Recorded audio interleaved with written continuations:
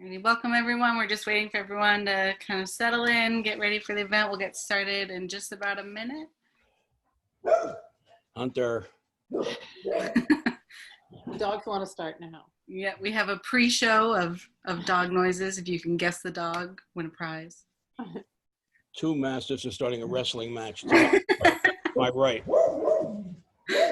Sorry, this is going to happen with some frequency. There seem to be... It's the groundhogs, isn't it? Exactly. Just let the dogs mirror the excitement for the event. They're just transmitting it across computer screens. Yeah, they've been looking forward to it all day. Exactly. Guys. Alrighty, so thank you everyone for coming out tonight virtually. I'm Gracie, I'm the events coordinator for print, and just a few housekeeping details before we get started. If you have any questions during the event, please feel free to enter them in the chat box, which is on the bottom right of your screen, or in the question and answer function, which is the bottom bar. If you'd like a copy of MUZZLED, I will include the link to the print page in the chat box. 20% of the proceeds from the purchase of the book will be going to the Animal Rescue League of the Greater Portland area. So now for our speakers. Zoe Scott is the Director of Development for the Animal Rescue League of the Greater Portland area. David Rosenfelt is the Edgar-nominated and Shamus Award-winning author of more than 20 Andy Carpenter novels.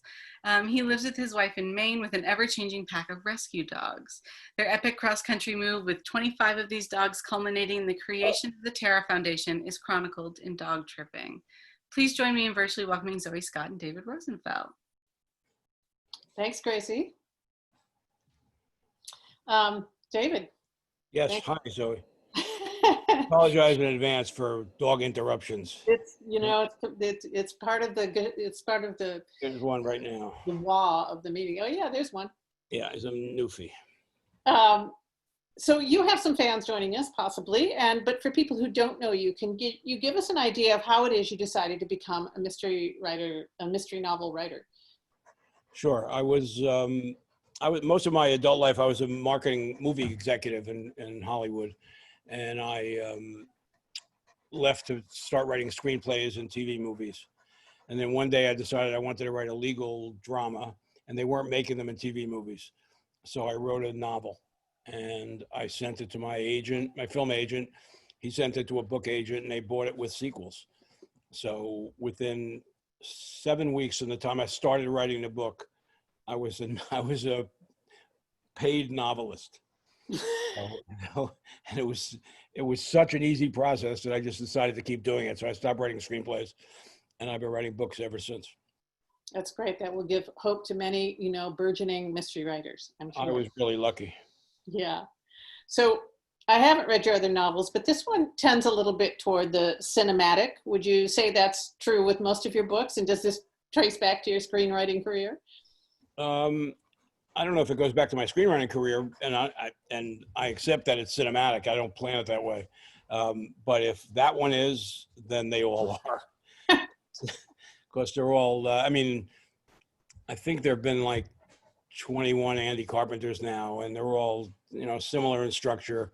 And I've written a bunch of standalones, which are probably more cinematic than the Andy books, because they're not in Andy's head. Andy talks in first person present tense in his books, but the other ones were in more traditional in third person, and they were more thrillers.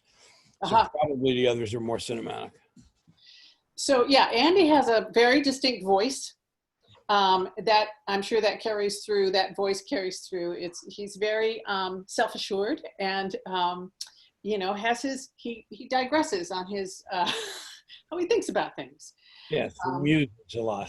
Yeah, he does. He muses a lot. That's great. What I do, I don't know what should come next in the plot. I run a couple of pages of Andy's perspective on life. And things kind of go from there. I have a Mastiff in my left hand and a Newfie in my right hand. So did you know this was going to be a 21 to date, 22 to date series, Andy Carpenter series when you began, or did that just sort of evolve? I honestly had no idea. In fact, I had no idea that I had written a series until they bought it with sequels. So all of a sudden I was, I had So then you did more. series. I'm sorry. So then you had to write some more. Yes. And I didn't even, I had no experience in this, so I didn't even know when I wrote it that I had written a mystery. Uh-huh. I thought it was a courtroom drama. I thought that was a genre. But they told me it's a mystery and they thought it was sequels. So I did what I was told. I kept writing them. That's great. That's great. So this one has a lot of characters in it. Because Andy's a prosecutor, you've got your witnesses and all that. Do you typically put a whole bunch of characters in there? I think so. Andy's a defense attorney, and he, I think the plots wind up becoming intricate. I don't really know how that happens. It just sort of happens. And yes, there's quite a few characters very often. Andy has his main ensemble with him. Right. They're always in it. Right. Including the dogs. Including the dogs. And then Andy's a dog rescuer in the books. Right, correct. So, so however deep the plot is, that's how many characters I have. But I probably tend to have too many. But it just happens. So when you set out to write your first novel, you got your foundation then? I'm sorry, say it again. I really apologize to everyone for the distraction. Hunter! Onyx, come here. Sorry. Did you have your foundation when you began writing these novels? No. We started our foundation in 1995, and my first novel was in 2002. Guys, stop.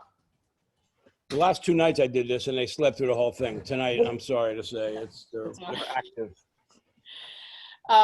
So did it just sort of come full blown that dogs and murder go together? One more time. Hold on, you got to give me a second. Onyx, stop it. Onyx is a genius. He twirls and chases his tail the entire time, and it drives Hunter crazy, so he barks at him the entire time. So did you know that dogs and murder were a good combo? No, I don't think so. Dogs are good. You know what? I'm going to go into the laundry room. How's that? Okay. With the door closed.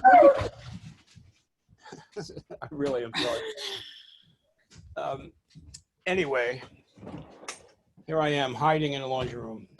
Is this what big time authors do? You got it. Yeah. So Paul Auster. Yeah. Absolutely. No, dogs just came about. I put dogs in because I'm a dog lunatic.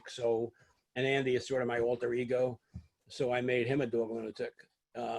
And then we discovered that dogs, if you put a dog on a cover, the book sells twice as many copies as if you don't. So we put dogs on the cover, and dogs wound up getting into the stories more and more. And is it a murder every time? I believe it has been. Yeah. It's a murder trial. The crime very often has nothing to do with a murder. Murders happen in the course of events, so it's not really about a murder, but it's a murder that draws Andy into the case. Andy's client, I think, has always been accused of murder. I see. So you have a book that talks about your trip from California to Maine with 22 or 25 dogs. 25. And what brought you to Maine? We never liked California, and for a while I tried to get my wife to retire so we could move, and we wound up picked Maine, I guess, for 3 reasons. One, we wanted real weather.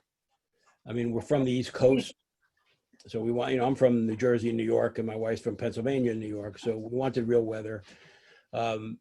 We wanted to be close enough to New York. We go to New York all the time, and my son came up to went to law school with a guy who wound up settling in Damascata and headed up a law firm in Damascata. And he came up to his wedding, and he called me and said, "You got to see this place. It's great." And so that's how he came, and we have not regretted it for a second. We love Maine. Yeah. And you arrived here, you said, in 2003? What? I'm sorry. What about 2003? You arrived here when? No, 2011. 2011. Great. Yeah, we've been here for 9 years. Great. And the dog tripping trip itself felt like it took about 9 years. So altogether, we've been here for 18, if you include the 9-year trip. It was horrible, just horrible. I have made that trip twice, but once in each direction with one cat. Yeah. So I can imagine with your I had 3 RVs with 25 dogs. We had 11 people. My wife and I and 9 volunteers, most of whom we didn't even know. They were readers who flew out to California and they joined us. And they all, everybody, including my wife, had the greatest time of their life. Like, it was the greatest adventure they've ever experienced. And I hated every single second of it. So it probably says something about my relative outlook on life compared to theirs. So let's talk a little bit about your rescue work, and how did you find yourself in the animal welfare sector? We had a dog named Tara. It was my wife's dog when we met. And after about 6 months, Tara got nasal carcinoma. She was a golden retriever. And I know you think other dogs are great. This is the greatest dog in the history of the world. And it took 3 months for her to die from the time she was diagnosed. Oh. And it was a transforming experience. I mean, she was never alone. We took her to Carmel. We took her every place. And it was an awful but transforming experience. And when she died, my wife wasn't ready to get another dog for like a year. So we started volunteering at the LA County animal shelters. And it was just awful. I mean, they're horrible. So one day we were in a shelter in Baldwin Park, California, which is the worst of the worst. And a guy comes in, we're in the lobby, and a guy comes in with his 3 kids, all around age 10 in that area. And they're turning in their 1-year-old lab mix. And when you at least at that time, when you turned the dog into the Baldwin Park shelter, you had to sign a paper saying the dog could be put down after an hour because, they don't have to find the owner, the owner's there. So they signed a paper allowing the dog to be put down after an hour. And then we overhear them talking, and they had gotten the dog 10 months earlier from the same shelter. They're outside the laundry room. Hold on. Sorry. So they got the dog as 10 months earlier as a puppy, and now he's not cute anymore. So they're turning the dog in, signing the paper, and then they're going into the back to get a puppy. So my wife just freaked out, like she annihilated this guy in the lobby in front of his kids and called him every name in the book, and they left. And I'm sure they came back later when the lunatics weren't there. But we rescued that dog, and that dog became the first dog we rescued. And we started a foundation at that moment because it was too passive to sit in the shelters and watch dogs being put down for no good reason and adopted out as guard dogs, right? So we started a shelter, and it just got out of control. And so we rescued about 4,000 dogs and found them homes. And when a dog became, when we rescued a dog that was ill or old or blind or epileptic, we couldn't place that dog because nobody wanted him. And so what are we going to do? We can't leave him in a cage. We got him out of a cage. So we took him home. So we kept taking them home. So when you have 2 dogs, getting a third is a big deal.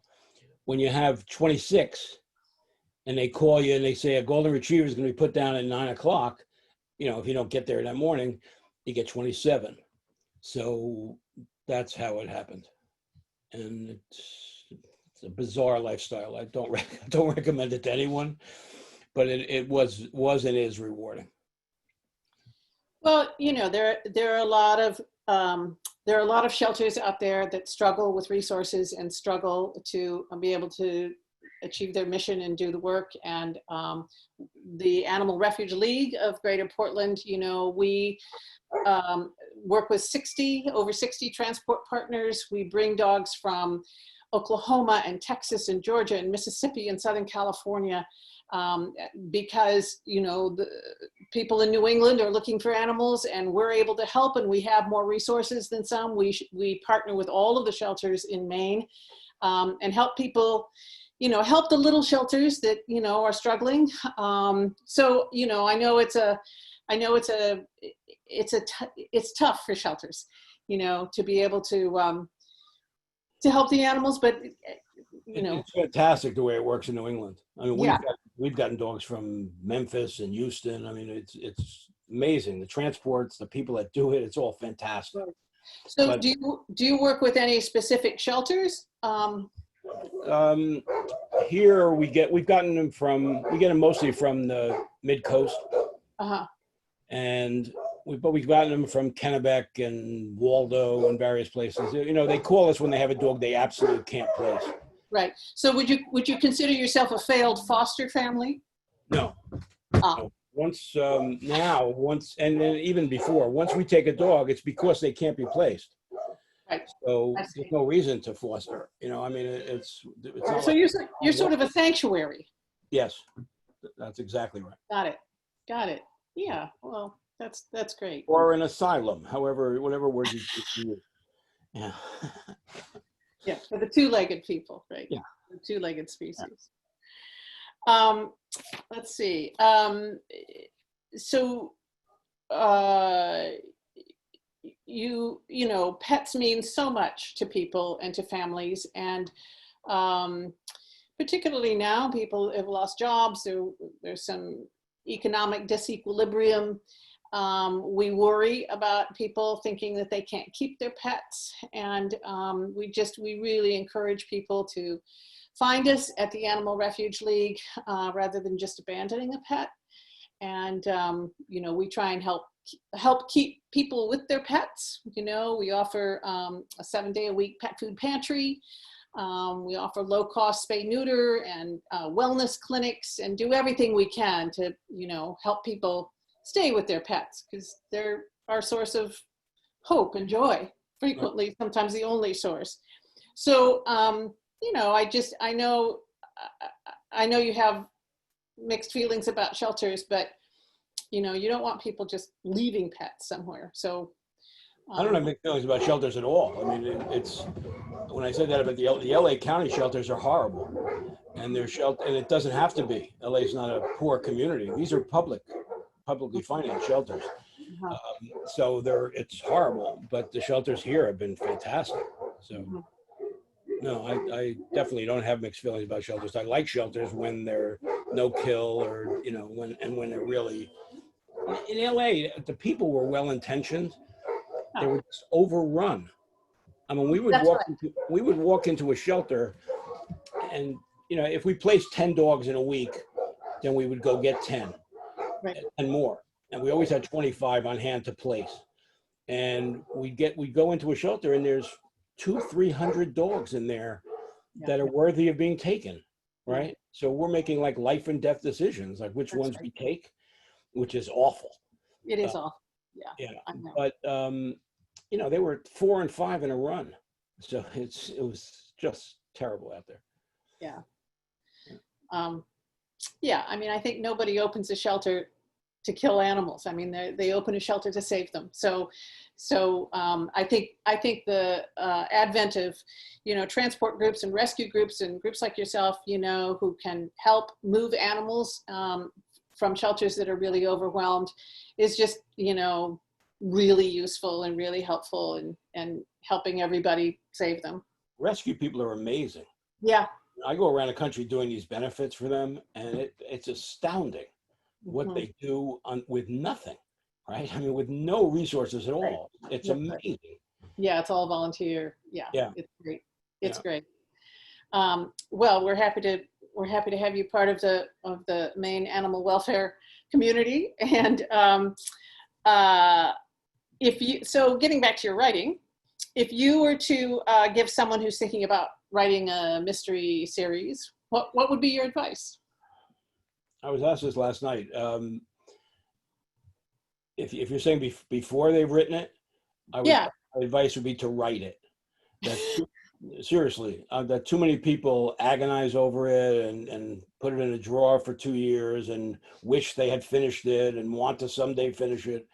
And my advice is just to actually finish it. Just do it. And then the manuscript has a life of its own. Mhm. You know, and then you can worry about trying to sell it and how and finding an agent and all that stuff. But you can't do anything until you write it. And I was saying this last night. It's for me, it's like that Dorothy Parker quote: "I hate writing, but I love having written." Mhm. And that's really true. I mean, I don't hate writing, but you know, you just don't agonize over it. Just finish it, and then you'll be delighted that you did, and it'll have a life of its own, and maybe it'll work and maybe not, but it's sort of, it can't happen until you do it. So when you're writing, just a little bit about your process, do you plot things out? Do you know what's going to happen, or does it come out as it goes? I don't know what's going to happen 3 pages ahead. I can't plot it out at all. I wish I could. It would be the easiest thing in the world if to have an outline, but I can't do it. Yeah. Yeah. It's very frustrating. It's like exhausting to try and think ahead. So I'll try and do it, and then I'll just give up, and just it goes where it goes. So this is your 21st Andy Carpenter novel. How do you think, how has this character changed or grown or found his way? I don't know that he's grown that much. I mean, his surroundings and his life and biography, I guess, have grown. I mean, he gets married in these books, and he has a kid, and Okay. you know, so that's all changed. I probably should have him grow, but I don't know that he has. Yeah. I think of course, he's my alter ego, and I haven't grown in years. So I think he's very similar to what he was in terms of his perspective on life. You know, now he doesn't hang out in a sports bar every night. You know, he has a wife and child, you know, so there's that. But I'm not sure if that's what you mean by growing. If you mean by like internal growing and maturing, not that much. So who inspired you, or who do you read?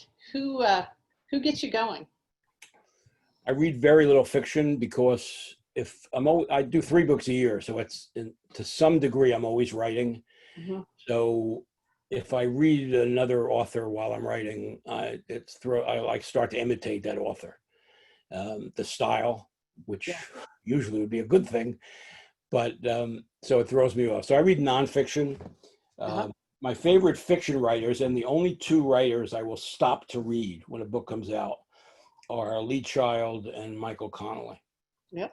Yeah, they're both like on another planet in terms of they're ability. great. Yeah. They keep the pages turning. Amazing. Yeah. It's aggravating, actually, but it's great. You know, have you read other authors who include pets in their genre?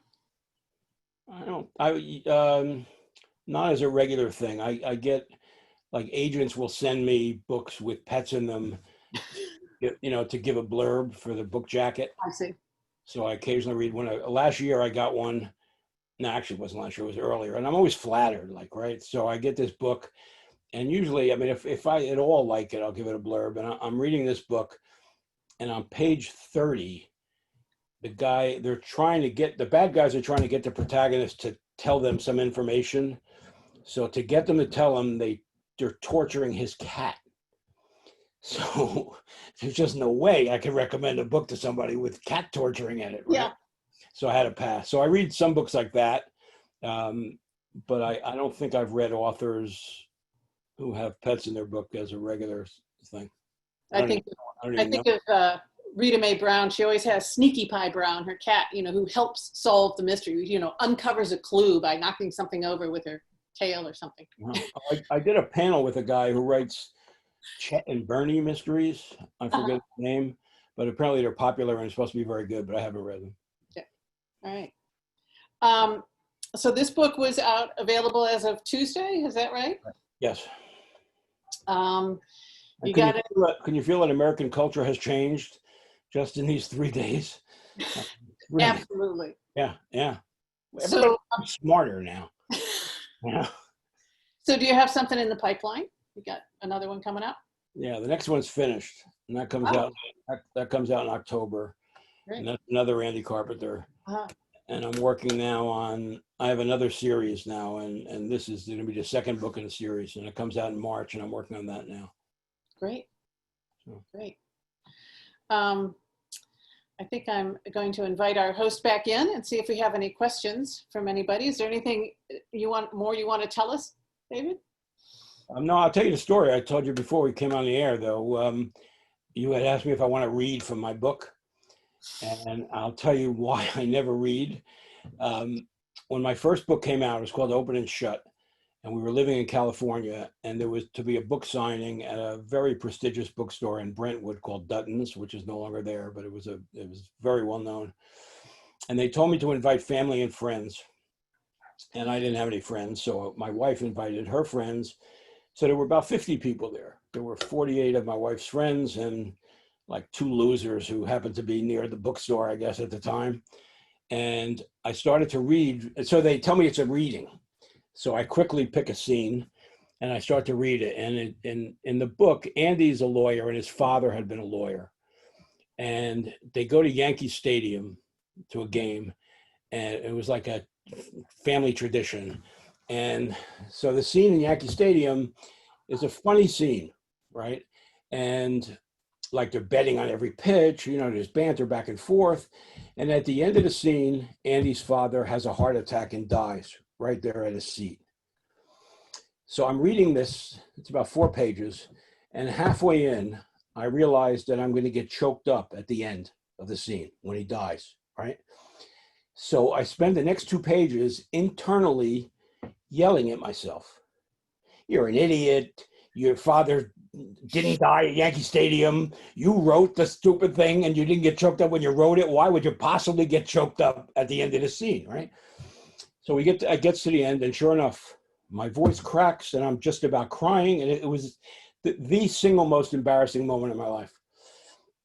Well, since then, every time I tease my wife about something, she'll say, I'm sorry, but I'm at Yankee Stadium and I'm all upset, right? She still uses it to mock me 18 years later. So I haven't done another reading since. Uh-huh. She's a good friend. Oh yeah, real close. We're real close. Great. I will say that I'm from New York and you never cry in public. It's rule number 1. Never do it.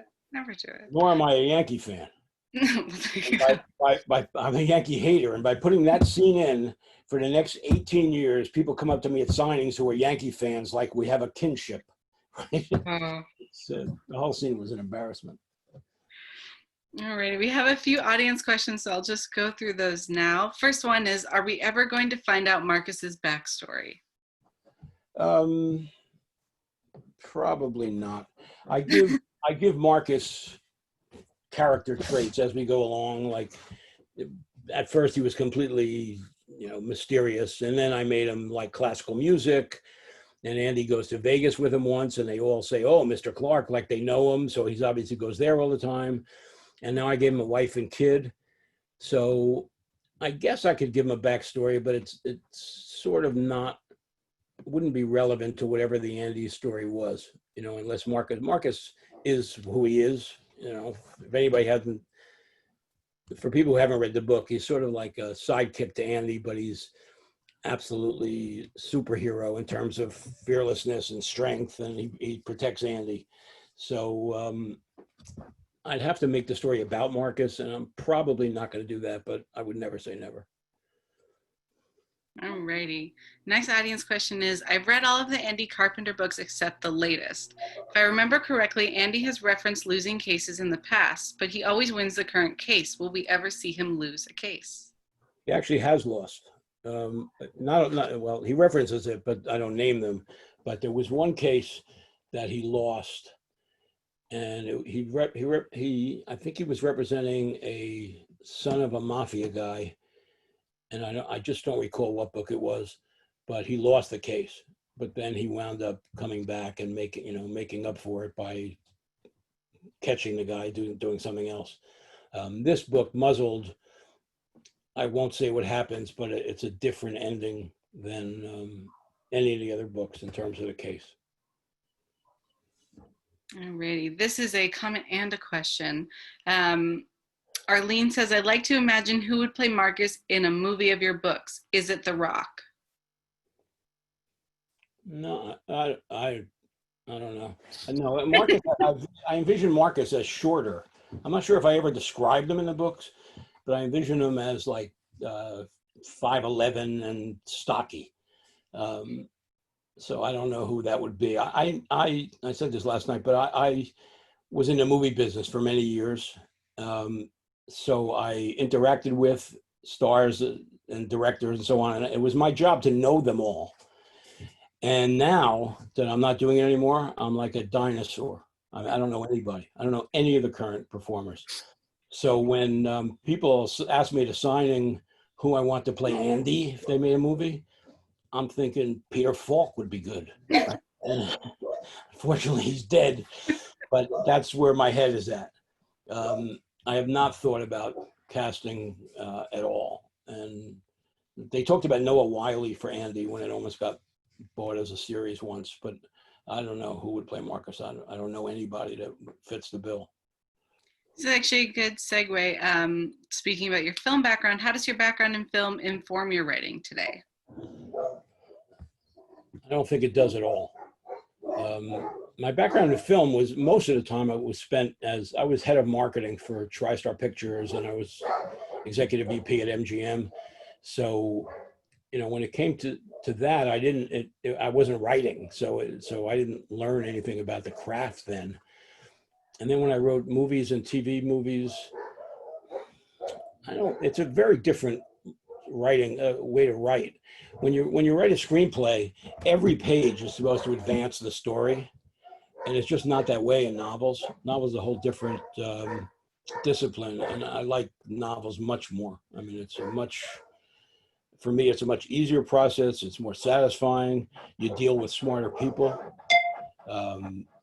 You know, my editors have been fantastic, and I dealt with TV executives and movie executives who were imbeciles. Not all. I mean, some are smart people, but it's a much higher quality of executive in terms of, and there's much more respect for the writer, and the written word in novels than there is in film. David, I think your ear for dialogue may have come from that era, though. Maybe. I mean, you know,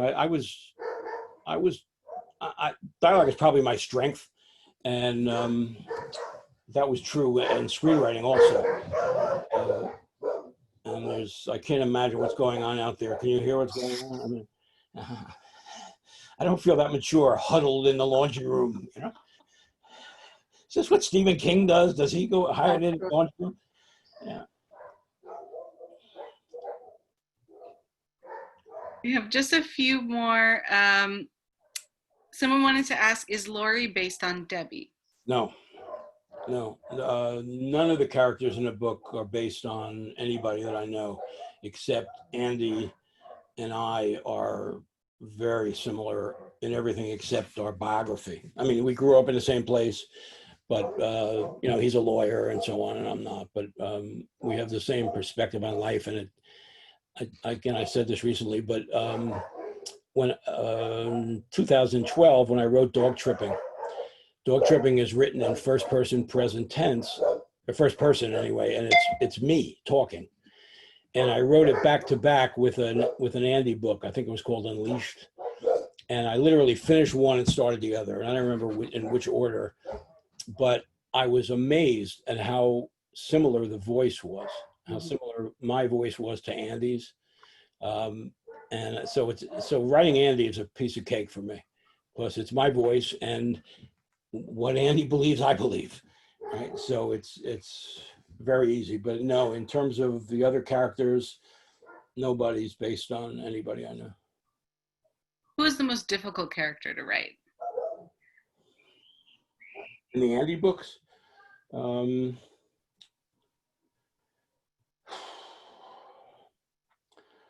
I don't maybe a new guy called Corey Douglas, but basically Andy and Lori are probably the only two that have real depth to them. Okay. The other characters have more idiosyncrasies and you learn about them, but they all have, one's a hypochondriac, one's, wants to be get into the action, one's lazy and so on. So it's hard to write those characters because of that and keep them fresh, right? Like there's how many fresh ways can you find for a guy who's a pessimist, right? So to keep them fresh and to keep them funny, because for me, even though they're mystery thrillers, funny is what I'm searching for, right? If when I finish a book, I skim through it to make sure it makes me laugh enough. So so those characters are hard only for that reason, but I wouldn't say hard. These are the people in the Andy books are like my friends. I'm so used to them that they're not hard to write at all.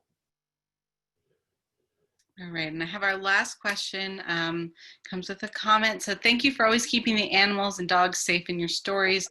Well, can you share how Andy came about? Yes. I only told this story recently for the first time. I wrote a TV movie called Snapshot, and it had as the star, as the lawyer in the movie, in the script, was Andy Carpenter. And it was for my level, it was really a good script, and it didn't sell. And the producer was disappointed. He thought it was a sure thing, but it didn't sell. So I put it away. And about 6 months later, maybe longer, he sent it to Tyne Daly, who read it and loved it. And I didn't meet her, but she wanted Andy to be a woman and wanted her to be overweight and have overweight jokes. I guess Tyne Daly was overweight. I don't even know.